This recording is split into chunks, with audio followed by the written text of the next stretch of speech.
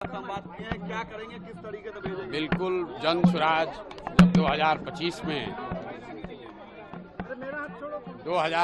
में जन स्वराज 243 सीट लड़ रहा है, उसमें कम से कम 40 महिला उम्मीदवार जन स्वराज की ओर से खड़ी की जाएंगी।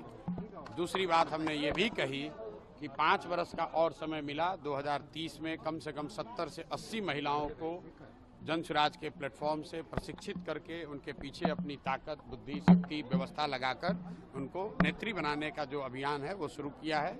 ये कोई महिला प्रकोष्ठ की बैठक नहीं है, ये महिलाओं को सही मायनों में नेत्री बनाने का प्रयास है। जो मैंने और 4 बातें कही वो भी आपने सुनी कि जब तक महिलाओं को आर्थिक आज़ादी नहीं मिलेगी तब तक उनकी भागीदारी समाज में समानता के आधार पर नहीं हो सकती है। इसलिए जन स्वराज का जो पूरा अभियान है कि सबसे पहले 40 महिलाओं को विधानसभा में जिताकर पहुंचाया जाए। दूसरी जो बात कही गई है कि जो महिला यहाँ पर रोजी रोजगार व्यवसाय करना चाहती हैं, आज जो प्रस्ताव पारित हुआ कि उसको 4% के ब्याज पर, सरकारी गारंटी पर महिलाओं को रोजी रोजगार करने के लिए पैसा मिले, क्योंकि अभी जो यहाँ पर जीविका चल रहा है उसमें महिलाओं को 2%, 2.25% प्रति माह ब्याज लग रहा है, जबकि यहाँ पर जो माली हालत है, महिलाओं की इतनी स्थिति खराब है, उनके पास गिरवी रखने के लिए कुछ नहीं है। तो सरकारी गारंटी पर महिलाओं को पैसा मिले ताकि वो अपने घर घर रोजी रोजगार कर सकें, ये दूसरी घोषणा की है।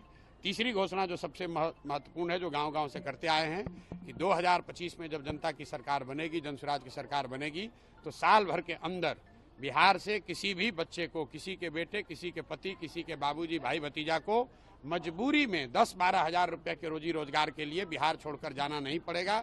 इसका पूरा ब्लूप्रिंट हमने जारी किया है, उस पर भी आज मैंने महिलाओं की सहमति ली। आपने खुद देखा होगा, महिलाओं ने हाथ उठाकर उसका समर्थन किया है।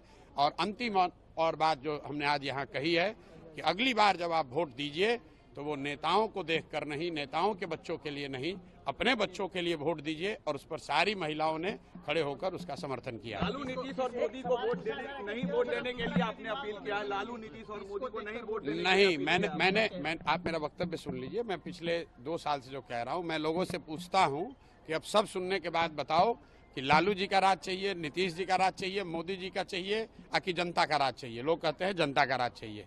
फिर मैं दोबारा पूछता हूँ, भाई जिसको लालू जी का चाहिए लालू बता दीजिए, जिसको मोदी चाहिए मोदी बता दीजिए। फिर सब लोग कहता है ना भैया हम लोग को जनता का राज चाहिए।